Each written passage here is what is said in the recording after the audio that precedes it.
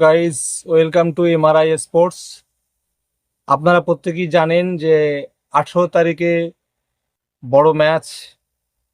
তো সেই ম্যাচ নিয়ে দু দলের সদস্য সমর্থকদের মধ্যে চাপা একটা কৌতূহল আছে যে বড় ম্যাচ, আমাদের পছন্দের দল কেমন দল গঠন করবে, কেমন প্রথম 11 সিলেক্ট হবে, এটা নিয়ে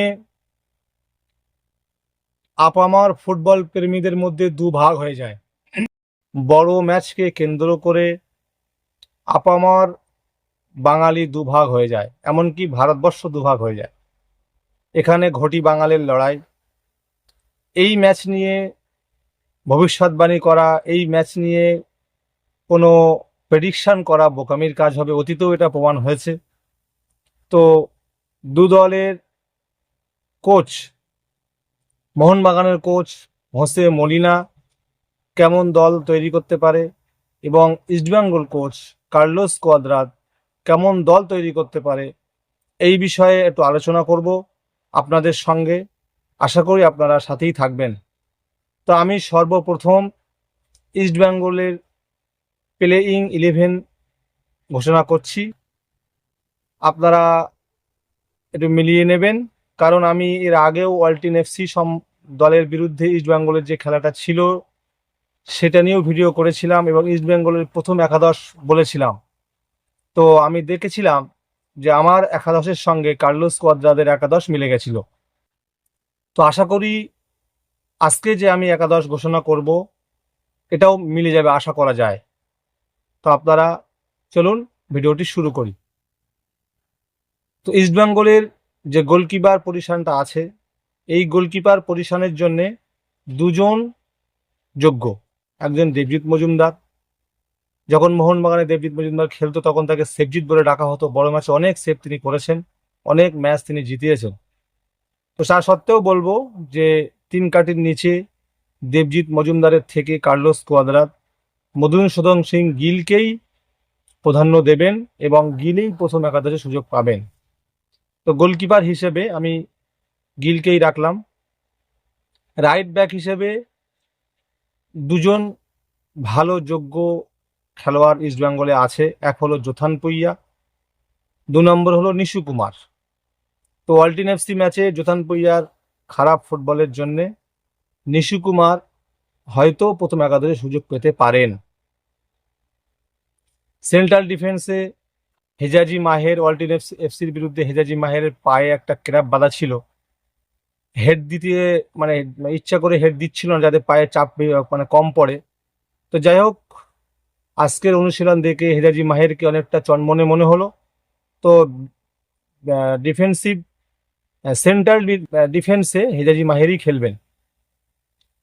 এর অপর পাশে লালচুংনোঙ্গা খেলেছিলেন, কিন্তু ঘটনা হচ্ছে এই বড় ম্যাচে কার্লোস কোয়াদ্রাদ হয়তো আনোয়ার আলীকে হাফ টাইমের পরে হয়তো নামাতে পারেন। তো সেন্ট্রাল ডিফেন্সে চুঙ্গার পাশে আমি আনোয়ার আলীকে রাখলাম। এই দুজনের মধ্যে যে কোনো একজন খেলবে। লেফট ব্যাক হিসেবে মোহাম্মদ রাকিব এবং প্রভাত লাকড়া। তো আমি এখানে লেফট ব্যাক হিসেবে আমি প্রভাত লাকড়াকেই প্রাধান্য দিচ্ছি, কারণ ওয়ালটিন এফসির বিরুদ্ধে মোহাম্মদ রাকিব সেরকম উল্লেখযোগ্য ফুটবল খেলতে পারেনি। হয়তো কার্লোস কোয়াদ্রাদ প্রভাত লাকড়াকেই প্রাধান্য দিতে পারে। তো আমি সেই হিসেবে লেফট ব্যাক হিসেবে প্রভাত লাকড়াকেই রাখলাম। রাইট উইংয়ে মহেশ সিং থাকবে, লেফট উইংয়ে নন্দকুমার থাকবে, ডিফেন্সিভ মিডফিল্ডে জিকসান সিং ও সৌভিক চক্রবর্তী। তো এই বড় ম্যাচের কথা মাথায় রেখে হয়তো জিকসন সিংকেই প্রাধান্য দেবেন কোচ কার্লোস কোয়াদ্রাদ। তো আমি জিকসন সিংকে ডিফেন্সিভ মিডফিল্ডার হিসেবে রাখলাম। একটু উপরে যেমন তালাল যেটা খেলে থাকে, যে জায়গাটায় তালাল সেখানেই খেলবে, ও তার পাশে ক্রেসপো যেভাবে খেলে থাকে সেটাই সেই জায়গাটাই খেলবে। এবং স্ট্রাইকার হিসেবে আমি ডায়মান্টোকস প্রথম একাদশে শুরু করতে পারেন, দিমিত্রি ডায়মান্টোকস। এবং হয়তো খেলার পরিস্থিতি অনুযায়ী হয়তো কার্লোস কোয়াদ্রাদ 4-2-2 ফরমেশনে যেতে পারেন। সেক্ষেত্রে হয়তো ক্লিন্টন সিলভাও দলে যোগ দিতে পারে। তো প্রাথমিক পর্বে ইস্টবেঙ্গল কোচ 4-5-1 অনুপাতে দল সাজাতে পারেন। তারপরে মানে ম্যাচের গতিবিধি অনুযায়ী তিনি 4-4-2-ও যেতে পারেন। এটা হলো ইস্টবেঙ্গলের একাদশ। মোহনবাগানের একাদশটা আমি এবারে বলবো। মোহনবাগানে গোলকিপার হিসেবে মোহনবাগানের ফার্স্ট সেকেন্ড থার্ড বলে গোলকিপারের খুব চোট সমস্যা আছে। ধীরাজ সিং চোট থেকে এখন রিহ্যাবে আছে, ধীরাজ সিংয়ের খেলার কোনো সম্ভাবনা নেই। তো সেক্ষেত্রে আমি গোলকিপারে রাখবো বিশাল কাইতকে। এবং রাইট ব্যাক হিসেবে সুভাশিস বসু, অটোমেটিক চয়েস। তো রাইট ব্যাক হিসেবে মোহনবাগানের সুভাশিস বসু খেলবে। লেফট ব্যাক হিসেবে আশিস রায়, দীপক টাংরি এবং দীপেন্দুর মধ্যে একটা মানে প্রতিযোগিতা চলছে। তো সেক্ষেত্রে অভিজ্ঞতার দিকে খেয়াল করে হয়তো কোচ মলিনা আশিস রায়কে রাখতে পারে, পরে হয়তো দীপেন্দুকে নামাতে পারে। তো সেন্ট্রাল ডিফেন্সে বরাবরের মতোই টম আলডেট থাকবে, তার পাশে আলবার্তো রড্রিগেজ থাকবে। এই দুটো বিদেশি সেন্ট্রাল ডিফেন্স থাকবে মোহনবাগানের। এবং ডিফেন্সিভ মিডফিল্ড হিসেবে আপুইয়া থাকবে, যেটা বরাবরের মতন ডিফেন্সিভ মিডফিল্ডে আপুইয়া খেলছে। এবং আপুইয়া আসার পরে মোহনবাগান ডিফেন্সের ডেপথটা অনেক বেড়ে গেছে।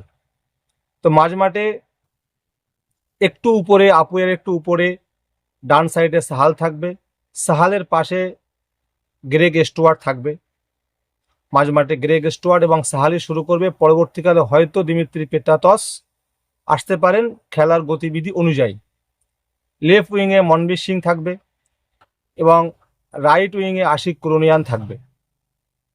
আশিক কুরুনিয়ানের জায়গায় হয়তো ম্যাচের গতিবিধি অনুযায়ী হাফ টাইমের আগে অথবা পরে হয়তো প্রথম একাদশে লিস্টন করাতে শুরু করলো, হয়তো পরে আশিক কুরিয়ান নামতে পারে, হয়তো প্রথম একাদশে আশিক কুরিয়ান শুরু করতে পারে, হয়তো সেকেন্ড হাফে লিস্টন কোলাসও নামতে পারে। এরকম একটা সিচুয়েশন তৈরি হতে পারে। এবং একটাই স্ট্রাইকার খেলবেন, যেটা হলো জেসন কামিন্স, কারণ জেমি ম্যাকলারেনের ঘাড়ে চোট আছে, তার চোটটা এখনো রিকভারি পুরোপুরি হয়নি। তো সেক্ষেত্রে জেসন কামিন্সকে রেখে হয়তো মোহনবাগান কোচ খেলা শুরু করতে পারেন। তো মোহনবাগান কোচের 4-5-1ও যেতে পারেন বা 4-3-1-2ও যেতে পারেন মোহনবাগান কোচের ট্যাকটিক্স ফর্মুলা অনুযায়ী। তো সেক্ষেত্রে কিছু খেলোয়াড় আপকামিং হতে পারে। তো আমি প্রথম একাদশগুলো দুটো দলের বললাম, ইস্টবেঙ্গল এবং মোহনবাগানের। তো বড় ম্যাচে কি হবে, এর রেজাল্ট কি হবে প্রেডিকশন করা খুবই মুশকিল, কারণ অতীতেও যারা ভবিষ্যৎবাণী করেছিলেন তাদের ভুল প্রমাণিত হয়েছে। তো আমি একটা কথাই বলবো, রক্ষণ জমাট রেখে যে দল ফুটবল খেলতে পারবে ফলাফল তার দিকেই যাবে। আবার বলছি, কথাটা মিলিয়ে নেবেন খেলার রেজাল্টের পরে, যে দল রক্ষণ জমাট রেখে খেলতে পারবে সেই দলই শেষ হাসি হাসবে। ধন্যবাদ বন্ধুরা, দেখা হবে হয়তো অন্য আর একটা ভিডিওতে। তো যারা আমার চ্যানেলে প্রথম এসেছেন দয়া করে চ্যানেলটা সাবস্ক্রাইব করে দেবেন। দেখছেন বা দেখবেন সকলকে ধন্যবাদ রইল। যদি ভিডিওটি ভালো লাগে এটি লাইক, এটি কমেন্ট করে দিয়ে যাবেন। ধন্যবাদ সকলকে।